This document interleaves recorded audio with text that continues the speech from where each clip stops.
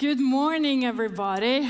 Wow, it's amazing to see all of you here at this conference.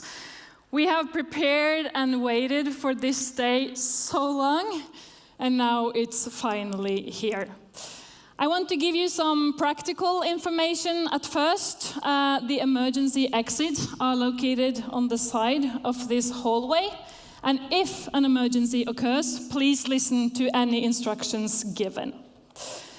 My name is Karianne Tung, and I am the CEO of Trondheim Tech Port, the best organization working with outstanding technology and innovation actors across sectors to increase Norway's innovation power, nothing less. And of course, all from the capital city of Norwegian tech, Trondheim, where technology has been fostered for years. This is the boiling pot of students, researchers, entrepreneurs, tech corporates, and of course, innovation. And all, of course, objectively spoken. So I hope that you, by the end of this day, understand how objective this really is. 1 + 1, I hope you know, is more than 2. And innovation is a result of a joint effort of many actors. So, with a national team of organizations and institutions on board at Trondheim Tech Port, we have gathered you here today so that we can broker dialogue and also to deepen the engagement between sectors and also actors. We have many challenges ahead of us. And also, right now, we have a war in our neighborhood. The need for collaboration and bridging the gap is needed more than ever. Actually, this day is needed more than ever. Over the next hours, we're going to have a wonderful time together, I promise you. And we're going to dive into the topics of investment, health, ocean, and energy. And of course, with networking breaks, where you can visit our amazing expo with amazing startups and research projects. And for the first time, you also find our innovation help desk out there. As you might have understood by now, today is going to be a show. Today is going to be brave, and today is going to be inspiring. And I hope you enjoy the day together with us. On behalf of our members and partners, our main conference partner Abelia, and also Innovation Norway and the Research Council of Norway, it is finally time for me to say, welcome to Trondheim Tech Port Conference 2022, Bridging the Gap.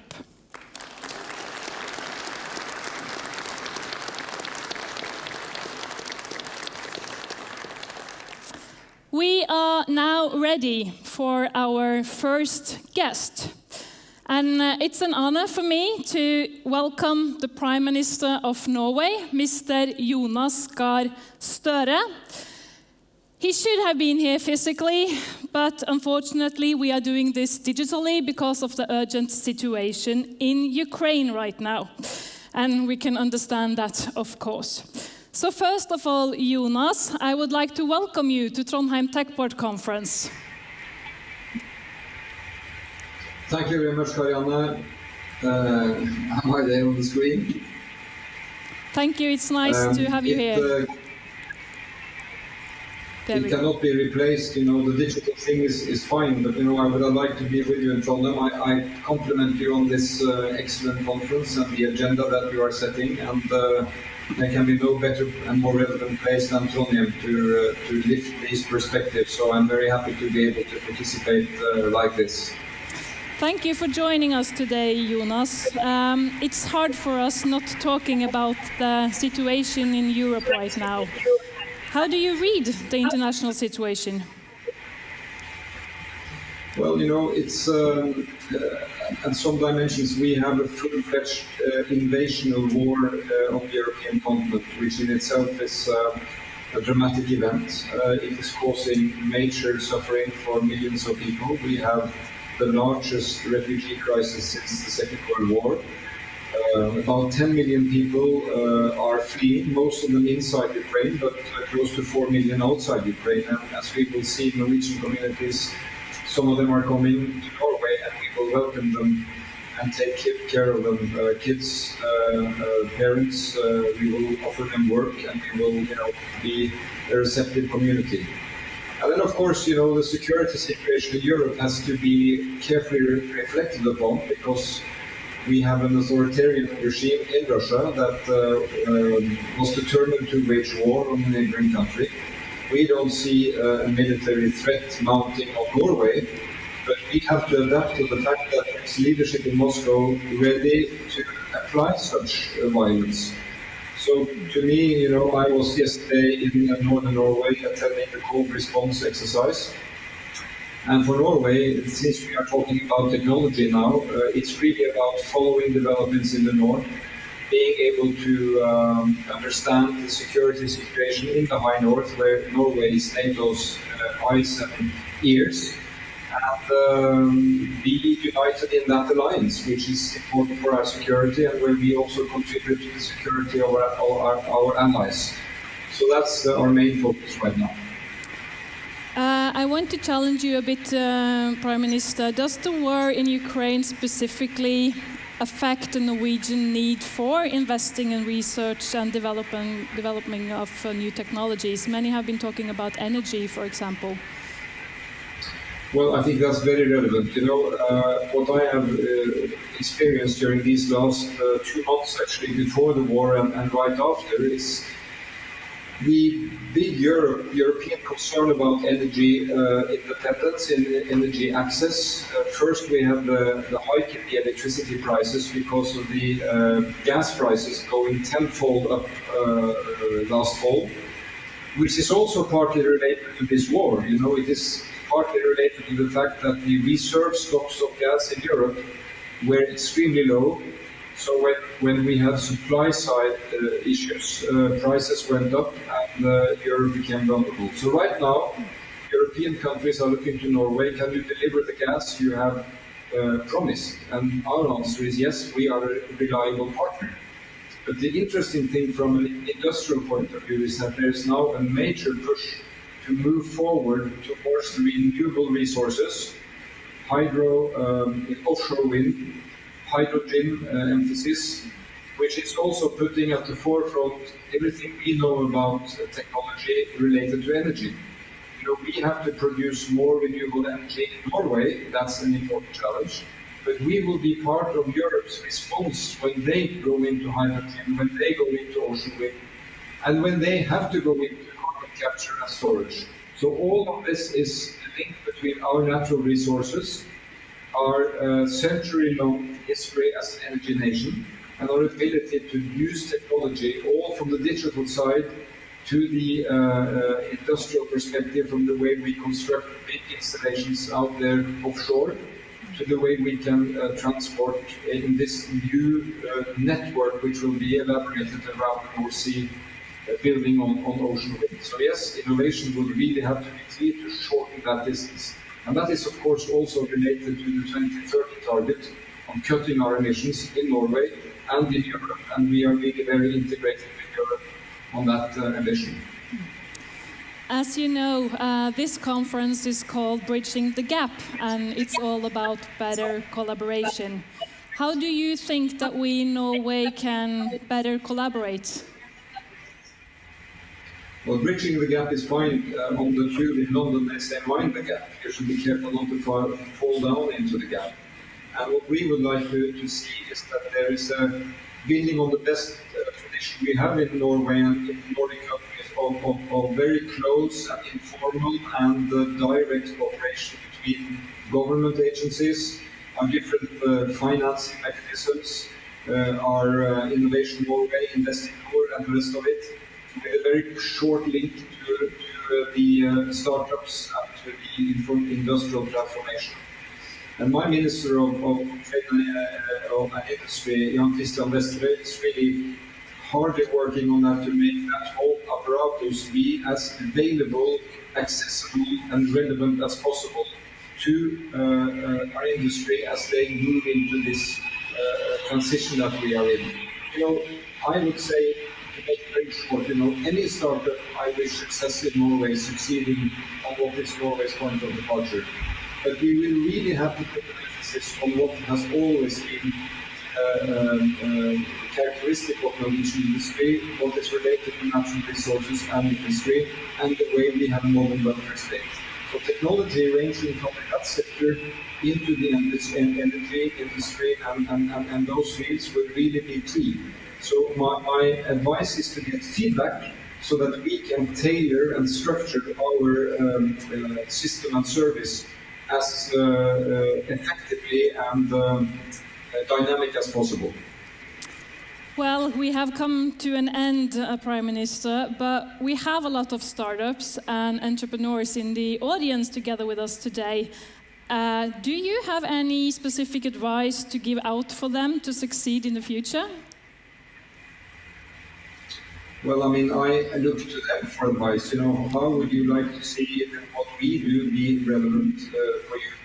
But I hope, that you will be able to live up to what has always been a Norwegian expectation. Some people ask union leaders if they fear new technology. And my former colleague, Prime Minister of Sweden, Stefan Löfven, who was a union leader, he said, we don't fear new technology, we fear all technology. And I want Norway to be a country welcoming new technology, because there's no alternative but going for new technology and to introduce it into a labor market, into a society that gives equal opportunity to all. So I hope that startups will really be responding to the needs of the market, but also needs of society, and of course under the whole dimension of fixing the green transition, because we have to cut emissions. And we have to cut emissions on the basis that doing that not only will reduce CO2 emissions, but it will also create opportunities for jobs and for progress in society. And I wish all startups luck in that, and I hope you will see in government services, in universities, in research, a very close and pragmatic partner and playing on the same team. Mr. Prime Minister Jonas Gahr Støre, thank you so much for joining us here at the Tech Port Conference today. Goodbye. Thank you and good luck.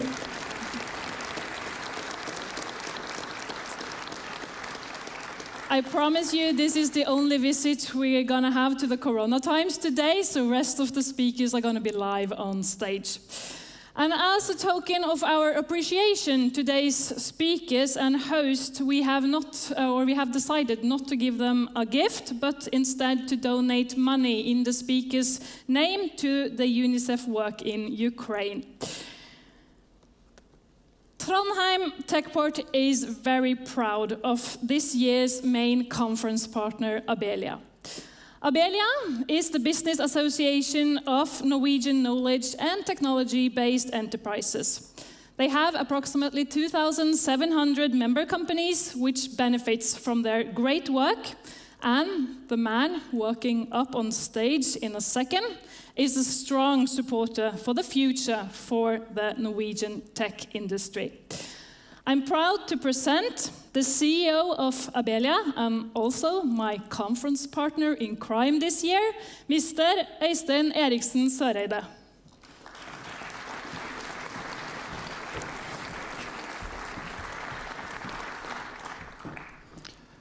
Thank you. Your Excellencies, distinguished guests, ladies and gentlemen. Thank you for the invitation to take part in this event. It is a very significant event, not only for Trondheim, but for the entire country. And we in Abelia are proud partners. Trondheim has, for more than a century, been at the center of Norway's tech development. When I finished high school, the smartest students moved to Trondheim to attend NTNU, or NTH as it was then called. Since I myself was not in that category, I had to opt for the social sciences and study business and marketing. Our nation's wealth rests on two pillars: natural resources, and human capital.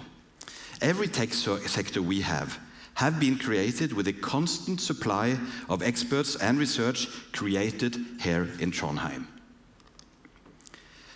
Looking into Norway's future, one of the most valuable strategic assets are our research institutes, which are all based on the model of Abelia member SINTEF. Far from all Norwegian companies have their own research and development department, but all companies have the possibility to work with research institutes like SINTEF, NORS, and others. And it is inspired by the symbiotic ecosystem that was modeled around today's NTNU, SINTEF, and the Trondheim region itself. This can, for example, be seen by how Equinor and BP rely on knowledge from researchers from SINTEF Ocean in their transition from mainly being an oil and gas company to an energy company. SINTEF Ocean has cooperated with these companies in developing wind turbines that can sustain extreme weather conditions. And when the project is realized, over 1 million households in New York City will get access to clean energy that is made because of research from SINTEF. After the Second World War, Vannevar Bush wrote a tiny book called Science, the Endless Frontier. Bush's report led to the American government to invest heavily in research and development, and hence made the US not only a superpower in the military sense of the word, but also the world's driver of innovation. Nevertheless, I think everybody here would agree that our future prosperity is not given, even if we still have both Trondheim, a vibrant NTNU, and a very ambitious tech sector. So my political message is that we need political action in order for the Norwegian tech industry to really flourish going forward. The newly elected government speaks warmly of the government taking a more pronounced role in industrial policy. So far, the government has talked about strategies for building a Norwegian battery industry, offshore wind, and carbon capture and storage. This is very well and very good. But I will argue that a too narrow political focus on certain industries could lead to big blind spots. Today, we need an active policy that is targeted towards creating ever more value from our tech industry. That is where students from Trondheim will be of the greatest value to our economy. Our new government is certainly ambitious and has taken some very good initiatives. They started off with a target for a massive increase in export that can supplement oil and gas revenues. And they also want Norway to be fit for 55 in line with the European Union targets. Luckily, few in Norway describe our efforts to solve the climate crisis and our efforts to increase exports as conflicting agendas. And let me share a quote from one of our speakers at this conference, the Minister of Climate and the Environment, Mr. Espen Barth Eide. He says, "The future is renewable, circular, and green." End of quote. Our current industrial policies in Norway are mainly focused on energy or seafood. But we must realize that the potential for value creation does not mainly come from the export of resources, but through building a tech-based service economy on top of the resources. And that was the true brilliance of business development in the 70s. The strategic move towards creating a services industry on top of selling oil and gas. Another important challenge is that we have not been able to recognize that at the heart of the green transition lies digitization. Digitization is what makes possible the decoupling of emissions and economic growth. And technology is increasingly important in all sectors and all industries. For instance, McKinsey estimates that the value of data already in 2014 surpassed the collected value of physical trade globally. But technology is also a matter of geopolitical concern. In the aftermath of the pandemic and the ongoing war in Ukraine, the rules of globalization are rewritten as we speak. There may be a need to ensure that Europe and the Nordic countries have a firmer hand on the wheel in tech development.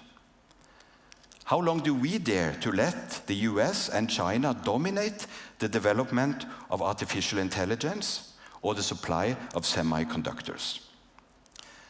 But back to what an active industrial policy needs to look like. My first point is that targets are not enough. Increased exports come from selling more of what we already export, receiving higher prices, as we have done this winter, or developing new products and services to sell.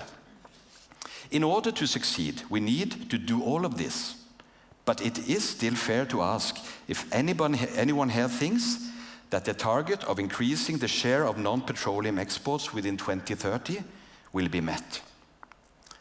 It is not the batteries or the power from the windmills that will secure Norway's prosperity. These strategies are good, but not nearly enough. We need a strategy for the hitherto unknown tech services that must be created on top of those. A strategy to grow Norway's tech industry into the future.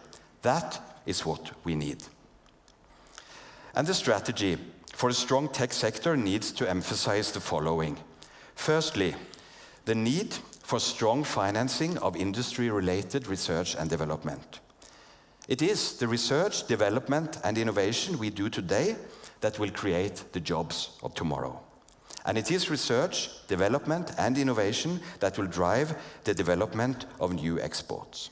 Secondly, we must dramatically increase the financing of what really helps the tech sector to innovate, scale up, and grow. That is clusters, incubators, catapults, and of course, European research cooperation. And thirdly, the fuel for a strong tech sector are skills. Our ability to prosper in the future comes, as in the past, from the same two things: natural resources and skills. If we want to continue to grow a technology-based industry, we must invest more in skilling the young and upskilling everyone, including even those of you who were smart enough to study here in Trondheim. We need to work our ways through the endless frontiers, and we need a plan for a more robust tech sector in Norway. And that would take us into the industrial fairy tales of the future. Thank you.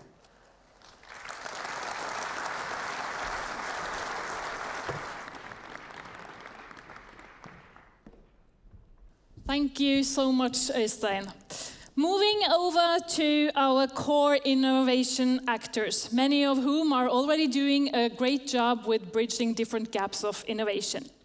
Norway's largest university, the Norwegian University of Science and Technology, NTNU, is a national and international key stakeholder regarding research, education, and innovation.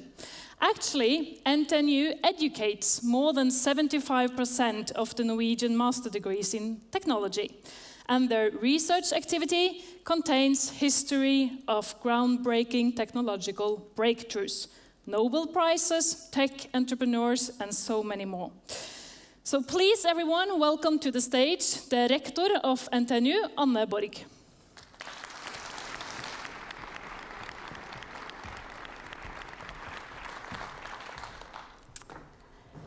Dear all, and thank you for this opportunity to give this opening address. Technology is developed by people for people.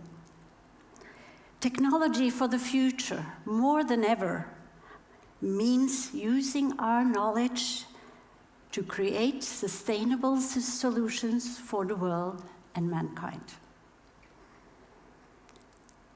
Trondheim Tech Port brings together students, researchers, and entrepreneurs to share ideas, find new collaborators, and spark new possibilities. One example. In the middle of the pandemic, St. Olav's Hospital needed faster transportation of medical tests from Røros to the laboratories in Trondheim. 3 of our students came up with the idea to use drones and formed the startup Avient. By the end of 2021, they had 3 contracts in the health sector. They had taken over the regular transportation of blood and COVID samples from Røros to Trondheim. And they provided milk sample transportation for a leading dairy company. Sometimes the solution is already there. We only need to gather the right people. Collaboration is more important than ever. Most grand social challenges today are of global nature and urgent. The COVID pandemic paralyzed the entire world for nearly 2 years. Russia's invasion of Ukraine is not only a humanitarian crisis, but has far-reaching consequences for energy and food supply all over Europe. Even more, low-income countries may again be the ones suffering the most. In short, we are part of a global society, and we must solve the challenges in a global and holistic perspective, in collaboration. And an approach beyond technology alone is required. NTNU's profile is science and technology, and we are a comprehensive university with a wide range of academic subjects. This gives us a unique position to address questions and problems across disciplines. Innovation and interdisciplinary collaboration are at the core of our education and research. We develop our education in line with technological progress, societal challenges, and job market demands. We now focus even more on sustainable development, on ethics, and on cross-disciplinary collaboration, and on systematic interaction with employers and society at large. NTNU is a significant stakeholder in NTNU and Trondheim Tech Port, and we are deeply committed to this part of our mission. We bring forward the knowledge base for innovation in existing industry and the public sector, and to create new startups. As already said, we educate some of the sharpest minds in Norway. Please use them. It's when people interact, we turn knowledge and research into innovation society needs. TechPort is an important arena to meet and seek new partnerships. I'm looking forward to today's discussions. Thank you for your attention.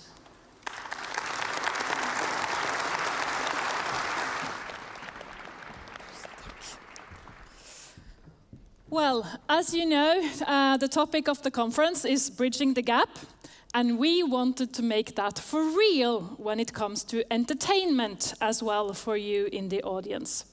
Therefore, the bridging of technology and art, it just has to be interesting, right? So, during the day and the different sessions, you will be served the result of a newly established collaboration between Trondheim Tech Port and KIT, the Trondheim Academy of Fine Art. So please, lean back and explore.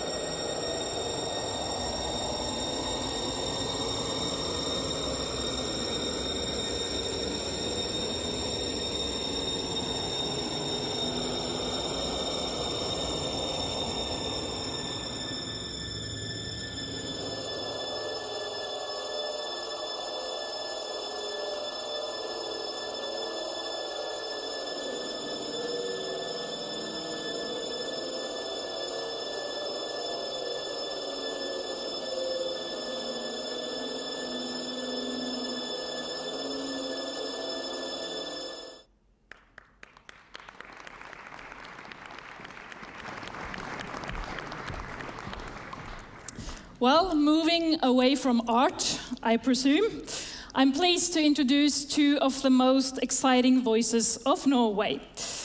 Innovation Norway is one of our country's most important tools for facilitating and accelerating innovation, and their CEO, Håkon Haugli, has high ambitions on behalf of us all. Jenni, Susanne, Skaara represent the next generation of entrepreneurs. She is the leader of Fram NTNU, the Student Innovation Collective, and the best one in Europe as well. And you might write that down, actually. Please welcome to the stage Håkon Haugli and Jenni Susanne Skaara.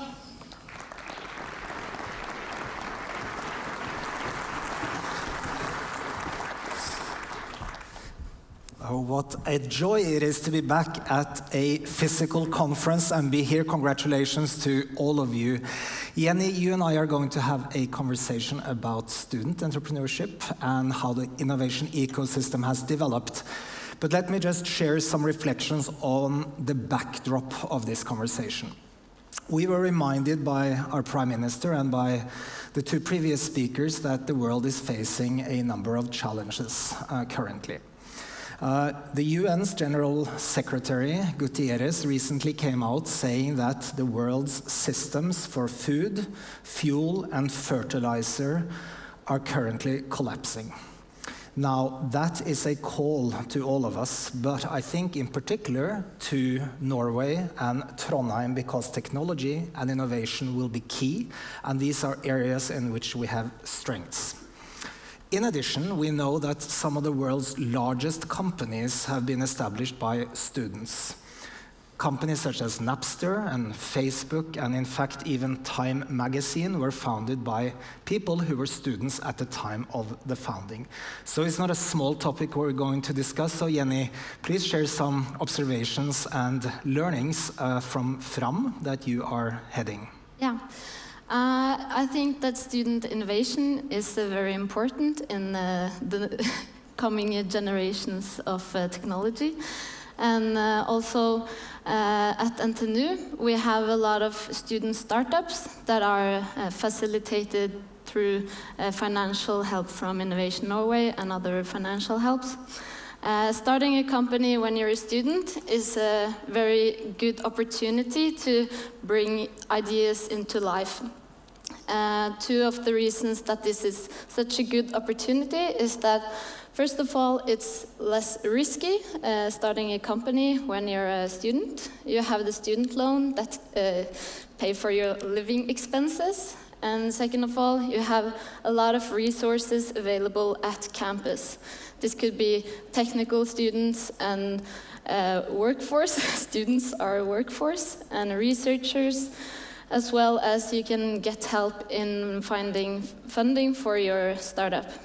And also there are a lot of pitching contests and workshops and so on going on at Fram. So it's a lot of action happening at campus. So the people in Fram, are you all from the course on entrepreneurship or different disciplines? There are a lot of different disciplines. Fram is a meeting place for students, but we also have 23 student organizations, everything from technical organizations, creating cars and drones, to the School of Entrepreneurship, where students are taking master's program, where they have to start their own company. And other student organizations. So there's a lot of different competence. We also have some medical health innovation organization, Driv NTNU.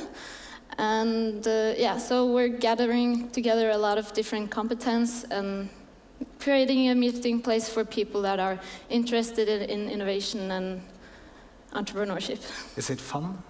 Yes, it's a lot of fun. Actually, it's so much energy when you come into campus and everyone's just talking about their own ideas and creating an environment where students can learn from each other and gain energy from each other's ideas is, I think, is very important for creating good startups, as well as creating workers for other companies as well.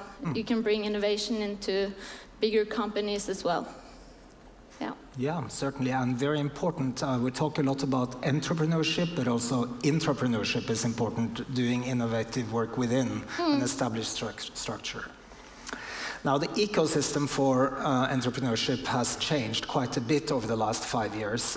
Prior to the pandemic, we saw a growth in new companies. In fact, we could celebrate in 2020 the year that there was the most newly established companies of any year in Norwegian history.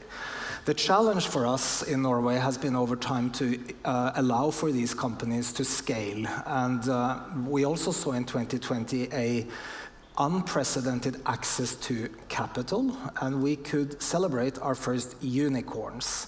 For a long time, we've looked across the borders at Sweden and envied them, the tech unicorns they've had, and in 2020, we in fact got 5 unicorns. Well, it's always a question of how you count these mystical animals, but there was a breakthrough. In fact, I think worth an applause to the founders who managed that journey.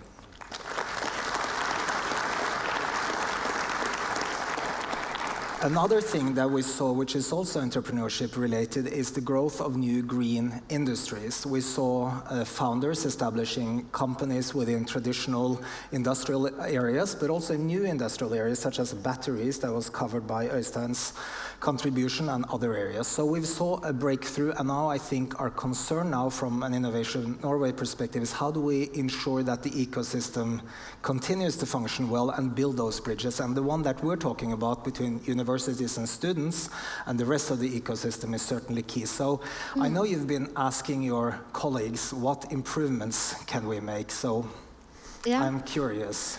Well, they are saying a lot of good things about Innovation Norway already. I think it's important to get forward the critical funding that Innovation Norway provides. First of all, when you're creating a startup, you can apply for the market clarification funding, which is very important for startups to test out their ideas with using prototypes and check for if there's a willingness to pay for their product.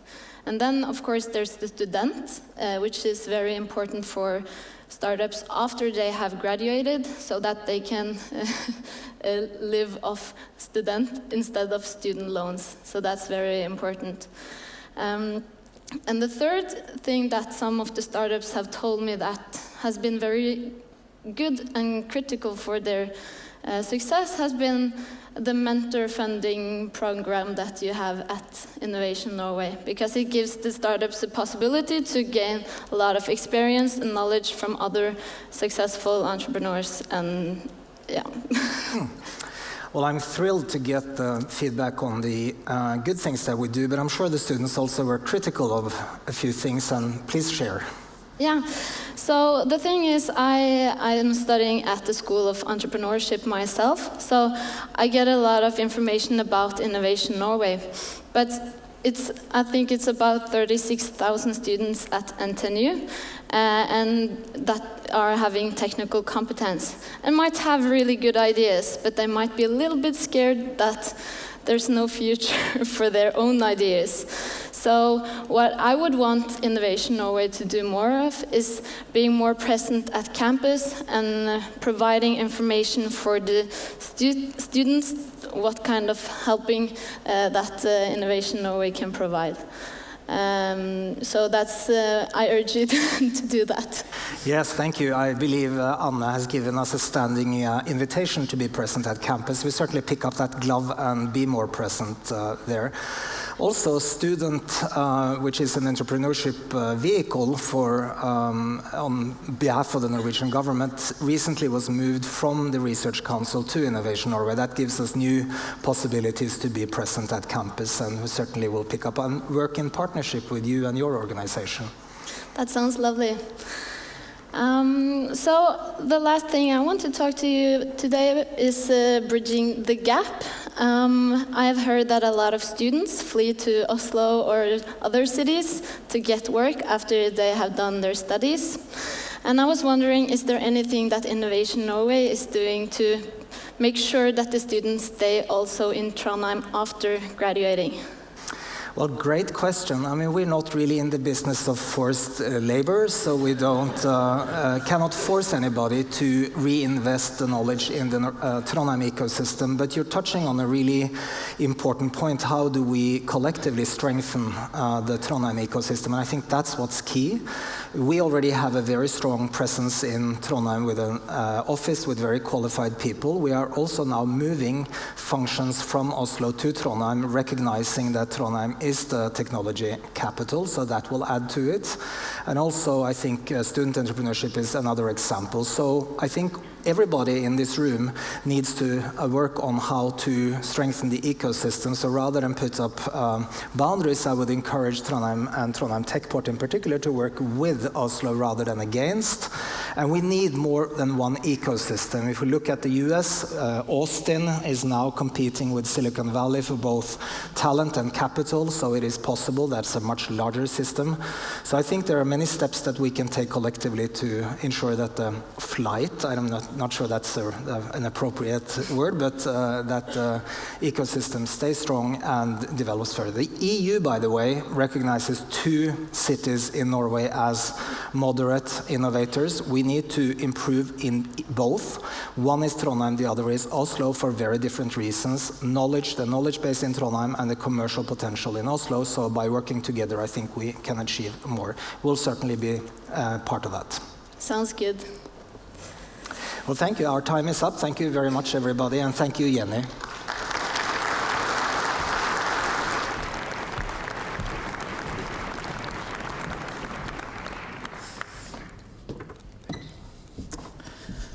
Thank you so much, Håkon and Jenni. And of course, Håkon, we will be picking up on your advice regarding Oslo. And in fact, we also have our sister present today, which is Oslo Science City. So we are working with Oslo all the time.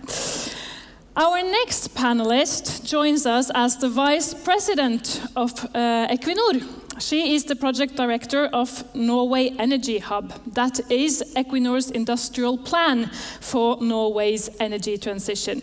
Because we all know that the value chain of energy must become more renewable somehow. So, under the topic of driving the energy transition together, she will share her thoughts on how to maintain and refine Norway's position as an energy nation and in the context of developing a green industry in Europe. Please welcome to the stage Henriette Undrum.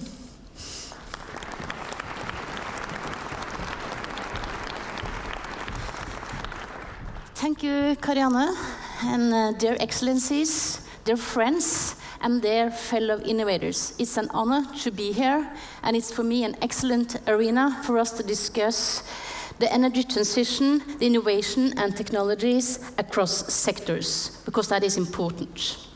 Last autumn, Equinor presented an industrial plan called Norway Energy Hub.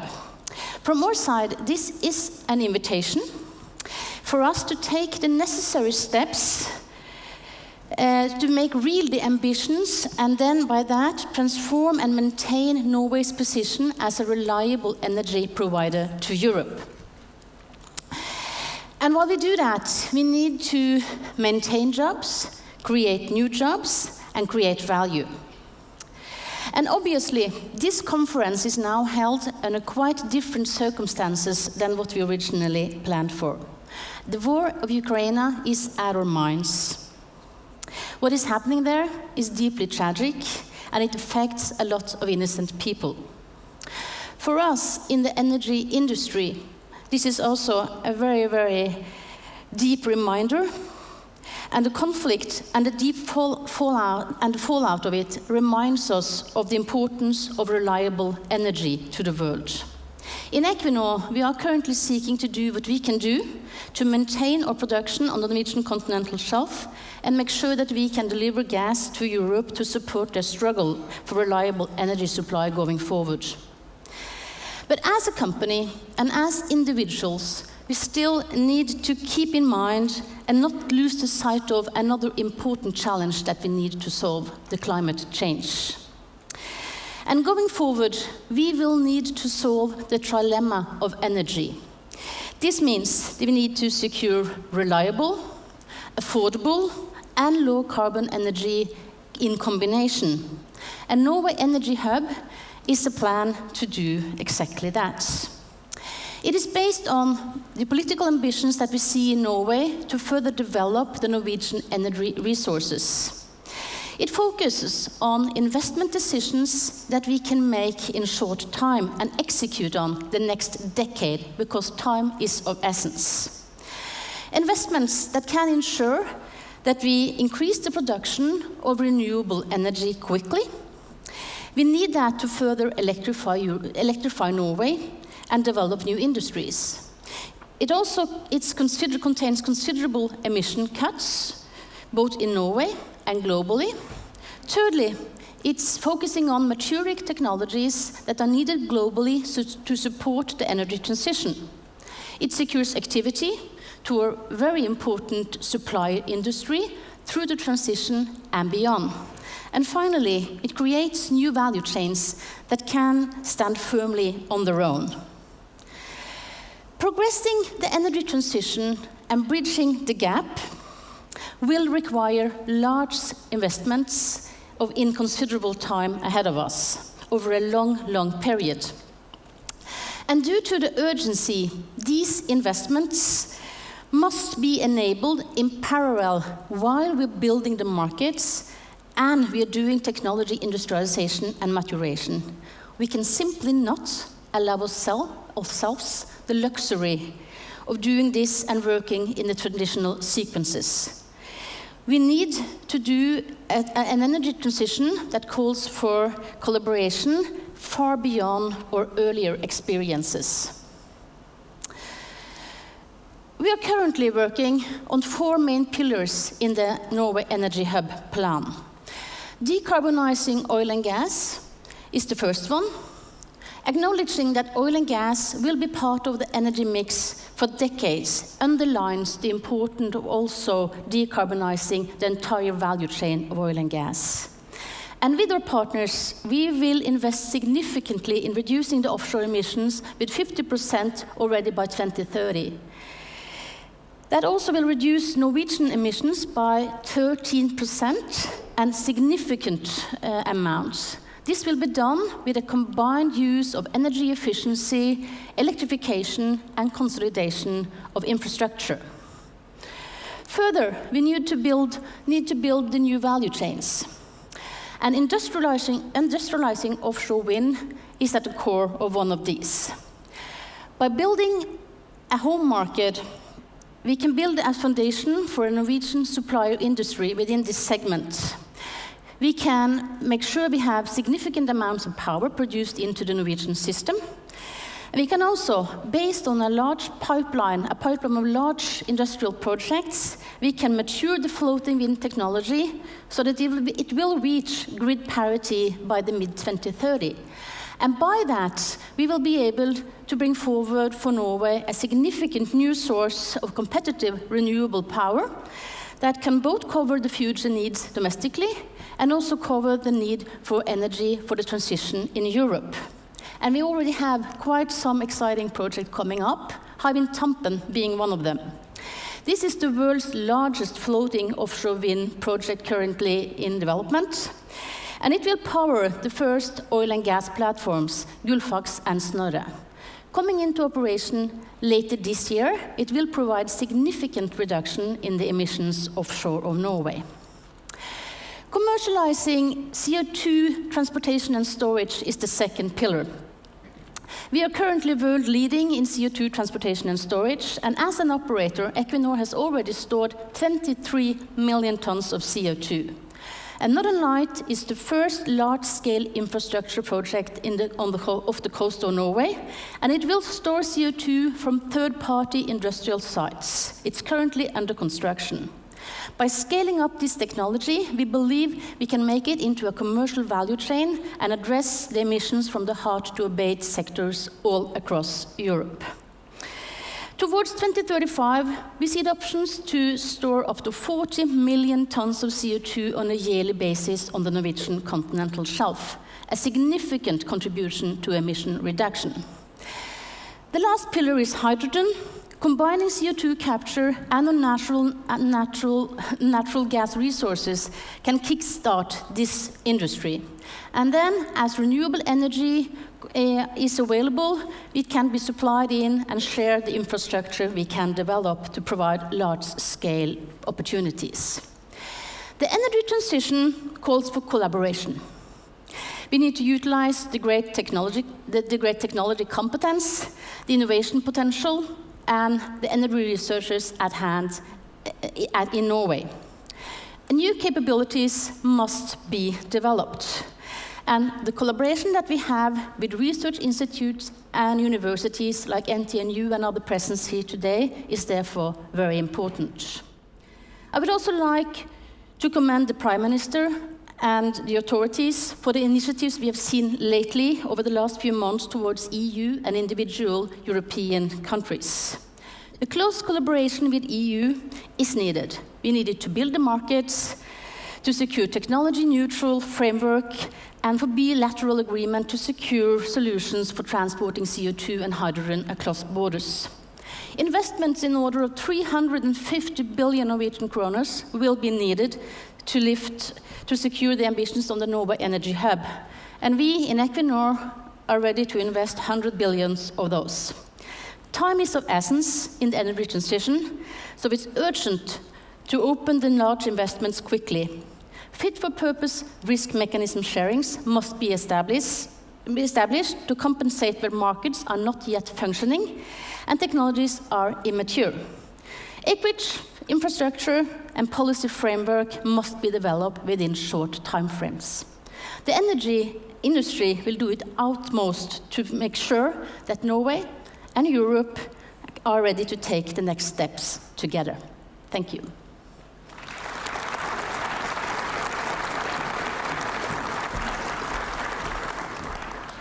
Henriette, that was a great presentation. I just a couple of questions. What do you see as crucial to succeed in the energy transition? I think I touched upon it earlier, the energy trilemma, the fact that we need to make solutions that are affordable, reliable, and also low carbon. And as of today, the energy system, it's the fundament for everything, for food, for transportation, for heat, for well-being, for all of us. And currently, the system is 80% fossil. It's still growing. So we need both to make sure that everything that is new comes from renewables to take the growth, and then we need to replace the existing. So to understand the size of the challenge and the fact that we have to be reliable and affordable and low carbon in combination. And we see the effect now of not being reliable. We see prices spiking. We see the effect it has, for instance, on fertilizers that will then again infect food production. So it's such a fundament. You said it a little bit, but what do you think it takes for Norway to be an energy nation for the next 50 years as well? I think we have a great history, we have a good starting point, and we have also some very unique resources. We started with hydropower, we built on with oil and gas, and now we have the opportunity to take the competence and do carbon capture and storage. We have natural gas that be converted to hydrogen, and we have huge potential for offshore wind off the coast. So I think we have all the things we need, but we need to speed up, and I think the current situation shows us that the need for energy is urgent. Henriette Undrum, thank you. Thank you.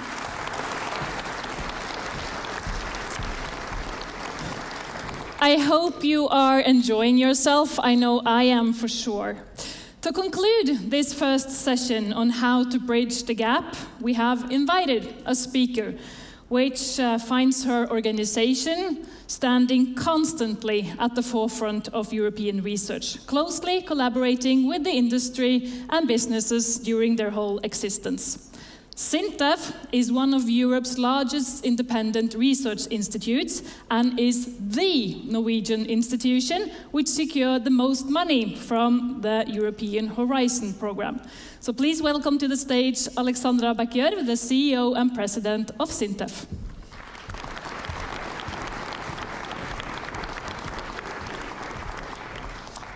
Good afternoon, ladies and gentlemen. It is amazing to be here in Trondheim again with so many people. Outside, the energy, the fun, it was almost like the old Technoport. But a different atmosphere still, because the sense now of new significance is here.